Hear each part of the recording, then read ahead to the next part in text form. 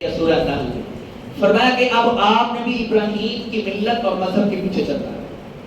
شرائع بدلتی رہی ہیں, بنیاد سیم رہی ہے. آدم علیہ السلام سے لے کے محمد رسول اللہ تک عقائد سیم رہے ہیں. عبادات میں کمی بیشی وقت کی ہوتی رہی ہے, کیونکہ خدا وقت کے ساتھ ساتھ اپنا سلیبس اپ ڈیٹ کرتا رہا ہے. انسانی تحقیق, تہذیب و ثقافت کا کارواں چلتا رہا ہے.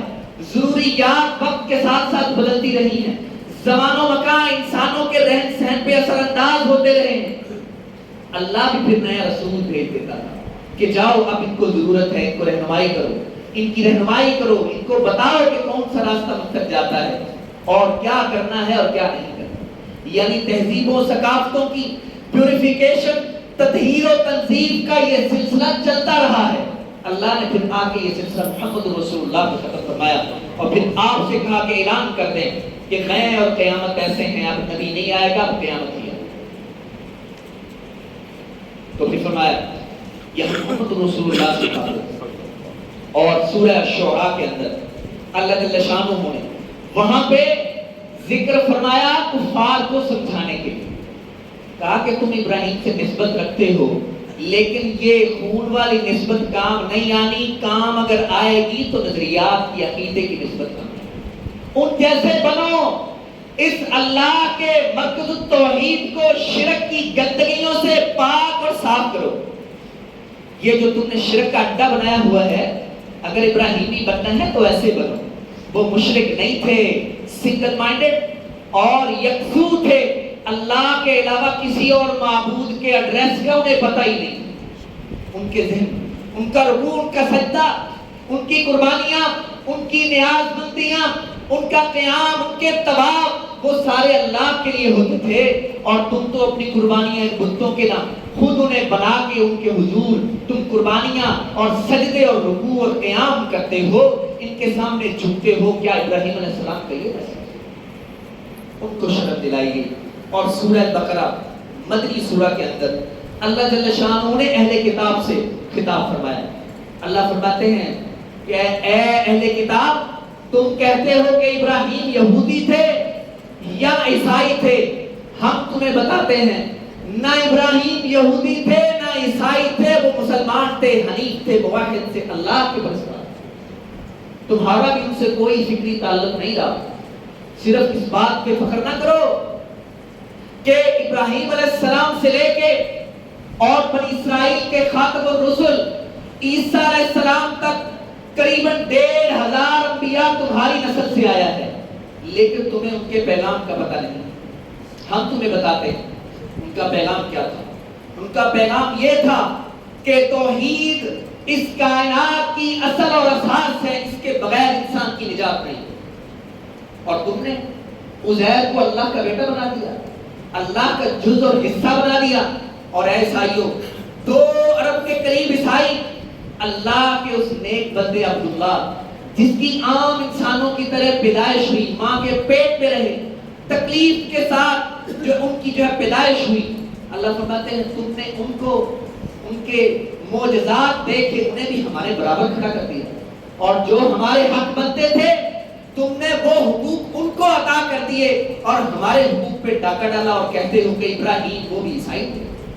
یہ تو بڑی بات کی بات ہے. کہاں 5-6 ہزار سال پہلے کا واقعہ اور کہاں تمہارا 2000 سال پہلے کا واقعہ. فرمایا کہ ابراہیم ان کی تاریخی غلطیوں کو, فرمایا کہ اپنا ہسٹوریکل ریکارڈ سیٹ کرو. ابراہیم علیہ السلام ایسے نہیں تھے. ابراہیم علیہ السلام اور پھر یہودی اور عیسائی محمد رسول اللہ کو دعوت دیتے. وقالوا كونوا هودا او نصارى, یہودی کہتے ابراہیمی بننا ہے تو یہودی بن جاؤ. عیسائی کہتے اگر ابراہیمی بننا ہے تو عیسائی بن جاؤ. فرمایا نہیں, بل ملت ابراہیم حنیفا. محمد رسول اللہ ان سے کہو ابراہیم علیہ السلام کا نہ تم سے کوئی لینا دینا, نہ تم سے کوئی لینا دینا, میں جانشین ابراہیم. اور پھر مزے کی بات, مسلمان صحابہ کو سمجھانے کے لیے ابراہیم علیہ السلام کی زندگی کو اس وقت قرار دیا. آئیے سورہ ممتحنہ, پہلا رکوع ہے اس کا, سورہ نمبر 62 ہے. اللہ کیا فرماتے ہیں؟ اللہ فرماتے ہیں قد کانت لکم اسوۃ حسنۃ فی ابراہیم والذین تمہارے لیے اے صحابہ ابراہیم کی زندگی تمہارے لیے بھی نمونہ ہے. ان کی زندگی میں اسباق ہیں, رہتی دنیا تک مسلمان آتے رہیں گے, ایمان کا عہد اور کانٹریکٹ ہمارے ساتھ کرتے رہیں گے. اور ابراہیم کی زندگی ان کے لیے نمونہ ہوا ہے, انبیاء کے لیے بھی نمونہ, عامیوں کے لیے بھی نمونہ, خواص کے لیے بھی نمونہ ہے ابراہیم. واقعہ کیا ہے؟ واقعہ یہ ہے رسول اللہ صلی اللہ علیہ وآلہ وسلم 6 ہجری میں جب حصول حدیبیہ ہوتا ہے, 10 سال کی جنگ بنتی, کفار عرب جو قریش اور محمد رسول اللہ کے علاوہ اور قبائل تھے ان کو اجازت تھی وہ جس کے ساتھ چاہیں کانٹریکٹ کر لیں, چاہے وہ قریش کے ساتھ شامل ہو جائیں معاہدے میں یا محمد رسول اللہ کے ساتھ. کوئی پابندی نہیں ہے کہ وہ اپنے شرک پہ ہی رہیں, معاہدے میں شامل رہیں گے. 10 سال جنگ نہیں ہوگی. فرمایا ٹھیک ہے, معاہدہ ہو گیا. اور ابھی 1 سال گزرا ہے. جو قبیلہ مسلمانوں کا دوست تھا اس پہ قریش مکہ کے دوست قبیلے نے حملہ کر دیا, ان کے بندے مار دیے.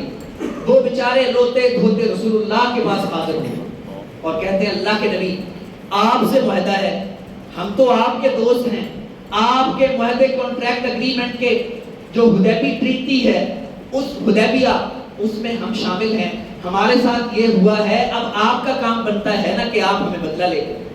اتنے بندے ہمارے مار دیے ہوں. پیغام آپ نے بھیجا اور رسول اللہ صلی اللہ علیہ وسلم نے جب قریش مکہ کو پیغام بھیجا کہ دیت ادا کی جائے کہ جتنے بندے مرے ہیں 100 اونٹ ان کو دیا جائے, اگر وہ قصاص لینا چاہتے ہیں تو قصاص لیا جائے. وہ تیار نہیں ہوئے.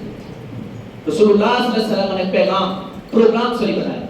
پروگرام کیا تھا کہ ہم راز رکھتے ہیں اس کے ہم مکے پہ حملہ کریں, اس سیکرٹ کو ہم لیک نہیں ہونے دیں. ایک صحابی حاتب بن نبی بلتا رضی اللہ تعالیٰ ان کی فیملی مکہ کے اندر تھی. انہوں نے ایک مشرکہ عورت جو مدینہ میں تھی اس کو ایک چٹھی لکھ کے دے دی, لیٹر لکھ دیا جس میں لکھا تھا کہ محمد رسول اللہ ہم مسلمان تم پہ حملہ کرنے والے ہیں. یہ پیغام لکھ کے اسے دے. اللہ جل شانہ نے محمد رسول اللہ پہ وحی نازل فرمایا, فرمایا فوری بھیجیے فلاں جگہ پہ وہ عورت موجود ہے, اس کے پاس خط ہے, وہ لیٹر خط لے کے رسول اللہ صلی اللہ علیہ وسلم علی رضی اللہ تعالیٰ اور ایک اور صحابی کو بھی وہ گئے اس جگہ, اس عورت سے خط کا مطالبہ کیا کہ وہ ہمیں خط واپس کیا جائے.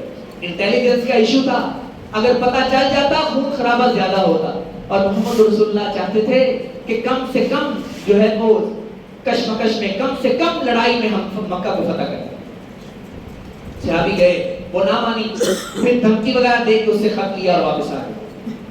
رسول اللہ صلی اللہ علیہ وسلم کے پاس صحابہ اکرام بیٹھے ہوئے, آپ نے خط کھولا, لکھا ہوا تھا کہ مسلمان اہل مکہ پہ حملہ کرنے والے ہیں اور میرے بیوی بچوں کی حفاظت کیجیے. نیچے حاتب کا نام لکھا. رسول اللہ صلی اللہ علیہ وسلم نے خط پڑھا, عمر رضی اللہ تعالیٰ پاس بیٹھے, کیا فرماتے ہیں اللہ کے نبی حکم دیجئے اس منافق کی گردن اتار دو, اس نے ہمارے راز کو لیک کیا, وفادار نہیں ہے. رسول اللہ صلی اللہ علیہ وسلم نے حاتب سے بلایا, فرمایا حاتب یہ تو نے کیا ہے؟ کہنے لگے اللہ کے نبی میں نے کیا. فرمایا کیوں کیا ہے؟ کہنے لگے اللہ کے نبی میری فیملی ادھر ہے, میں نے صرف اس لیے, اللہ نے ہمیں پتہ تو دینی ہے, اس لیے خط لکھا ہے کہ میرے بیوی بچوں کی حفاظت ہو. میں مکہ کا ویسے رہنے والا نہیں ہوں, عرب سے ضرور ہوں, میں ان پہ احسان کر رہا ہوں کہ جنگ اگر لگے تو وہ میرے بیوی بچوں کی اس احسان کی وجہ سے حفاظت کرے. فرمایا تو نے سچ کہا. اب وہ عمر رضی اللہ عنہ پھر گرم ہو. فرمایا نہیں عمر یہ بدری صحابی ہے, اللہ نے اسپیشل نظر ڈالی تھی رحمت کی بدریوں پہ, اللہ نے معاف کیا ہوا ہے, میں کوئی ایکشن نہیں لے سکتا, اللہ نے معاف کیا. اور یہ سچا ہے, یہ وفادار ہے, مخلص ہمارا صحابی اور ہمارا دوست اور مسلمان. اللہ نے یہ آیات اس وقت نازل فرمائی, فرمایا یا ایھا الذین آمنوا, اے ایمان والو, لا تتخذوا عدوی وعدوکم اولیاء, میرے دشمنوں کو اپنے دشمنوں کو دوست نہ بنانا, ان کے ساتھ اس طرح کے راز شیئر نہ کرنا. تم سیدھے سادے, तुम समझते हो कि हम शरीफ हैं, अगला भी शरीफ है, नहीं, नुकसान हो जाए। और फिर फरमाया देखो इसी ईमान की वजह से तुम्हें हिजरत पे मजबूर किया गया, तुम पे परसिक्यूशन और तशद्दुद और मसाइब के अलाम और पहाड़ तुम पे तोड़े गए।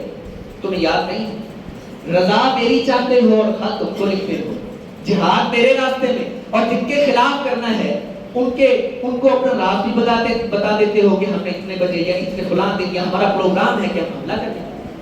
और फिर क्या फरमाया क़यामत के दिन लन तनफाकुम अरहामुकुम वला औलादुकुम यौमल क़ियामह। मुसलमानों, लन तनफाकुम अरहामुकुम वला औलादुकुम यौमल क़ियामह। याद रखो क़यामत के दिन अगर कोई बंदा हालत ईमान में नहीं ना आता, ना उसका कोई रिश्ता, ना उसका माल और दौलत कुछ उसके काम नहीं आना। ये ज़हन से निकाल दो। अगर चाहते हो कि तुम्हारा माल और दौलत जो दुनिया में तुमने खर्च किया है और तुम्हारी औलाद तुम्हारे लिए सदका जारिया बने, आखिरत में तुम्हारे काम आए, उसके लिए ईमान जरूरी है, तौहीद जरूरी है। यफ़सिलु बैनकुम, परवरदिगार उसकी जुदाइयां डाल देगा, रिश्तों का कोई ख्याल नहीं करेंगे। इसलिए कुरान ने जा बजा मुकामात पे, सूरह अल-मारिज के अंदर, सूरह अबस के अंदर अल्लाह जल्ल शान ने फरमाया उस दिन हालात इस तरह के होंगे कि वो रिश्ते जिनको हम अज्जाए जिंदगी कहते हैं, जिनके बगैर जिंदगी का तसव्वुर नहीं है, वो रिश्ते उस दिन कहेंगे भाई मुझे तेरी कोई नहीं, मुझे अपनी कुर्बान।